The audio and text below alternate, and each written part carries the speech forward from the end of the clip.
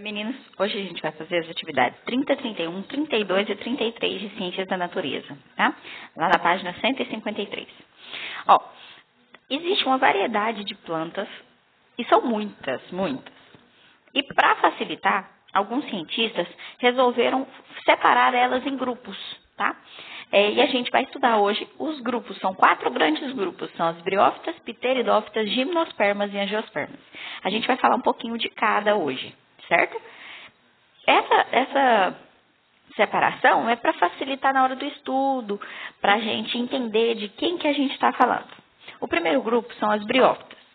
As briófitas, elas são plantas mais simples, elas não têm vasos condutores de seiva, então a água, os nutrientes, os sais minerais, eles não se distribuem de forma rápida na planta, certo? É mais lento. Por conta disso, elas são pequenininhas, elas são baixinhas, tá? Elas não têm um aspecto comprido, certo?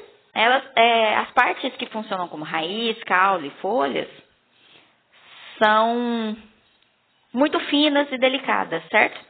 Então, a gente conhece, são os musgos, a hepática, o antócero, são essas plantinhas pequenininhas, tá? Na natureza, as briófitas, elas são mais comuns nos ambientes úmidos e sombreados. Dependem totalmente de presença de água para se reproduzir. Então, para que elas se reproduzam, elas precisam de água, tá? Essas plantinhas, elas ficam em lugares mais molhados, tá? Perto de laguinhos, em pedras que recebem água, certo? Essas são as plantas que são conhecidas como briófitas, tá? Além das briófitas, a gente tem também as pteridófitas.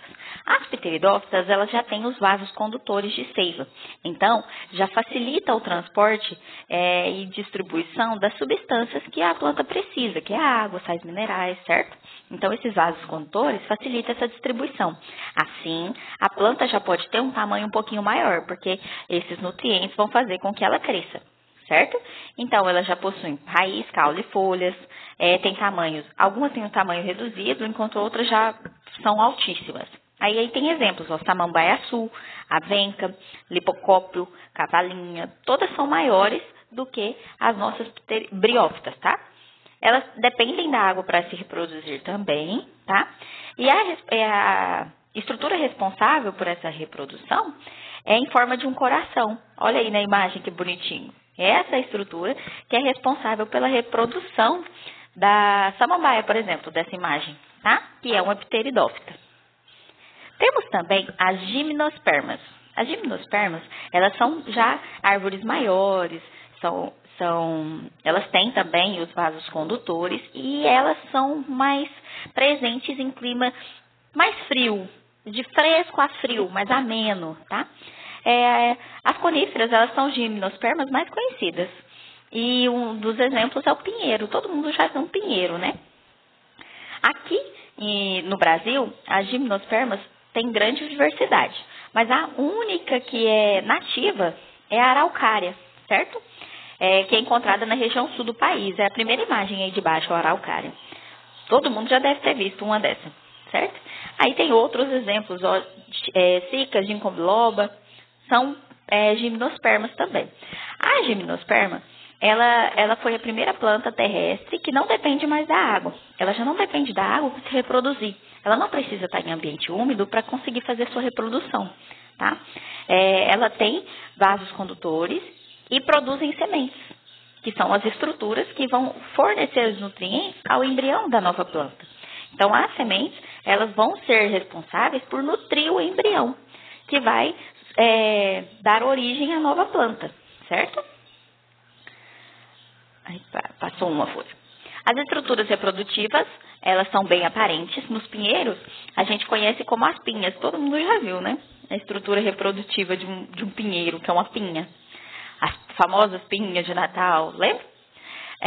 E os elementos reprodutivos masculinos a gente chama de grão de pólen, que são dispersos pelo vento.